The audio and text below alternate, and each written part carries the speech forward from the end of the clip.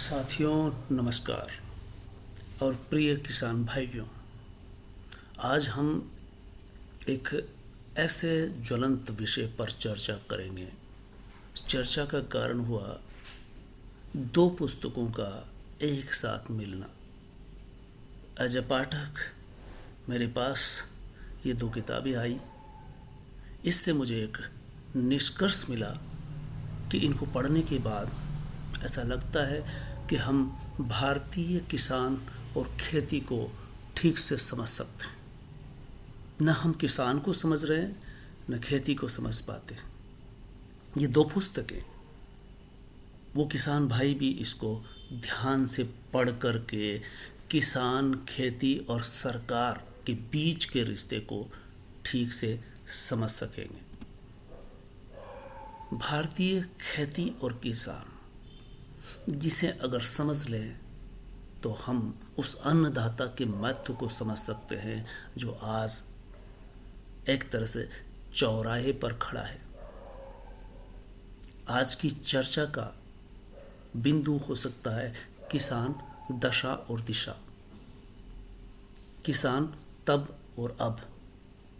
इस बिंदु से ये समझ में आएगा कि किसान हमेशा ठगा जाता है बाजार द्वारा, शहर द्वारा, और यहाँ तक कि जिन प्रतिनिधियों को वो चुन करके भेजता है बड़ी पंचायत में, वहाँ से भी वो ठगे जाते हैं।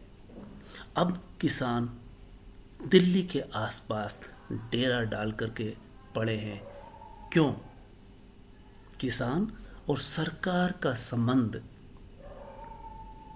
एक तरह से द्वंद्व का संबंध हो गया।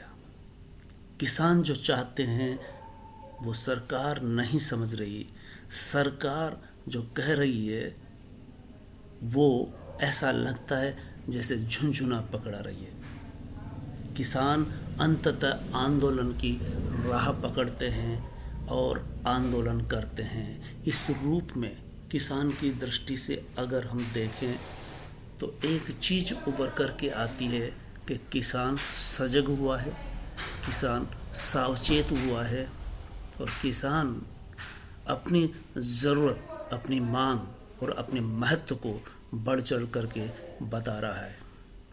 यहाँ तक कि संसद से कुछ दूरी पर 1 वर्ष से पड़ाव डाल करके वो बैठ गए हैं।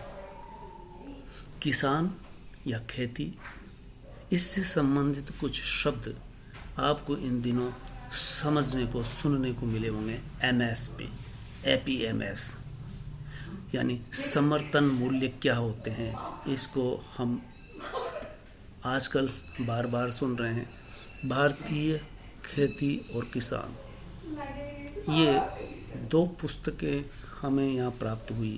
एक किताब का नाम है ये किसानों के अस्तित्व का संघर्ष है, सियाराम शर्मा। दूसरा है किसान आंदोलन और दलित कविता। इस पुस्तक के संपादक है बजरंग बिहारी तिवारी। किसानों के अस्तित्व का संघर्ष, सियाराम शर्मा। इसके प्रकाशक है उद्भावना, दिल्ली से प्रकाशित हुई। मूल्य मात्र 20 रुपये। दूसरी, इसमें एक पहली पंक्ति से पाठक चौंक जाता है। किसान के लिए राजनीतिक सत्ता के साथ हर तरह की सत्ता होनी चाहिए। मोहनदास करमचंद गांधी। गांधी वो नाम है जिसने देश को गुलामी से मुक्ति दिलाई। हम सदियों से गुलाम थे। गुलामी से मुक्त होने के लिए कई नेताओं ने संघर्ष किया, बलिदान दिया। ऐसे में महत्वपूर्ण शख्स का नाम है महात्मा गांधी। उन्होंने निष्कर्ष रूप में निकाला कि किसान के लिए राजनीतिक सत्ता जितनी जरूरी है, उसे हर तरह की सत्ता उसके पास होनी चाहिए। लेकिन आज से पहले तक किसान के हाथ में सिर्फ ये था कि वो जनप्रतिनिधि को चुन सकता था, वोट दे सकता था, लेकिन आज वह सरकार से जवाब मांगने की स्थिति में है और आंदोलन करते हुए महापंचायत के सामने अपनी पंचायत लगा रहा है। एक किताब है किसान आंदोलन और दलित कविता। बजरंग बिहारी तिवारी ने इस हैंडबुक पुस्तिका को निकाला। इसकी कविता देखिए। सब मजदूर किसान सड़क पर आ पहुँचे, फसलों के भगवान सड़क पर आ पहुँचे, कूच करेंगे अब दिल्ली की सीमा में, भरने नई उड़ान सड़क पर आ पहुँचे। महेश कटारे सुगम लिखते हैं कि वो भगवान अगर कोई है तो वो जो फसल पैदा करता है और हजारों व्यक्तियों के पेट को भरता है, वो स्वयं सड़क पर आ गया है। और सड़क वो जो दिल्ली की तरफ जाती है। दूसरी है प्रियदर्शन लिखते हैं, टूटता है हर किसी का अहंकार एक दिन, गिरेगी हजूर आपकी भी सरकार एक दिन। किसान और सरकार के बीच के द्वंद्व को ये कविता बखूबी प्रस्तुत करती है। सरकार नहीं सुनी, मीटिंग दर मीटिंग हुई, वर्ष भर किसान उसकी चौखट पर खड़े हैं। इस बात को यह अहमियत से सवाल उठाया गया है कि सरकार अहंकारग्रस्त है, जो किसानों की नहीं सुन रही, जनता को नहीं सुन रही। उसकी पंक्ति है, गिरेगी हुजूर आपकी भी सरकार एक दिन।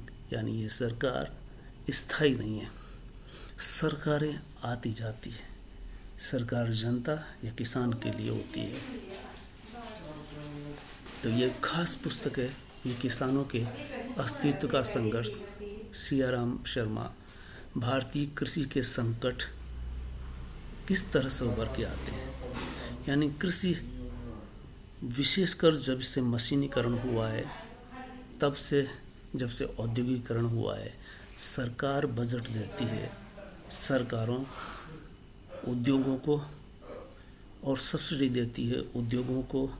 किसानों के नाम पर वह खेती में कार्यरत किसान और उनके बेटे बेटी जितनी ज़मीन होती है उससे अधिक वहाँ होते हैं।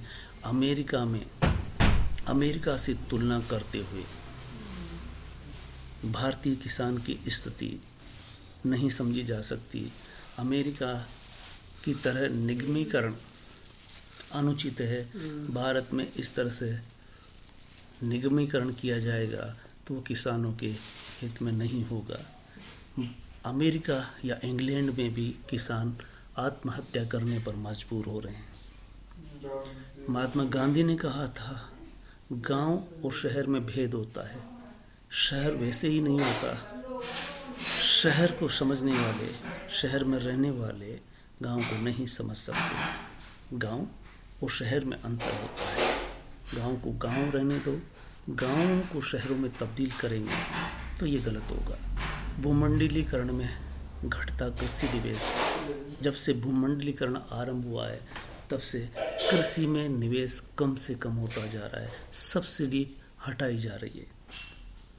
खेती का लगातार अलाभकारी होना, यानी लाभ के बजाय किसानों को हानि उठानी पड़ रही है। ऊपर से समर्थन मूल्य को भी हटाया जा रहा है। ये सरकारों का सौतेला व्यवहार है जिसे लगातार किसान महसूस कर रहा है। किसान और सरकार का संबंध को इस तरह से व्यक्त करता है कवि, हर तरफ काला कानून दिखाई देगा, तुम भले हो कि बुरे कौन सफाई देगा, वो तुम्हारी न कोई बात सुनेंगे लोगों, शोर संसद का तुम्हें रोज सुनाई देगा, अब ये थाने ही अदालत भी बनेंगे वल्ली, कौन दोषी है ये जजमेंट सिपाही देगा। इस तरह से किसान को समझना मुश्किल है। विकसित देशों को सब्सिडियाँ, विकसित देश अपने किसानों को सब्सिडियाँ दे रहे हैं और भारत में वो सब्सिडियाँ हटाई जा रही है। अमीर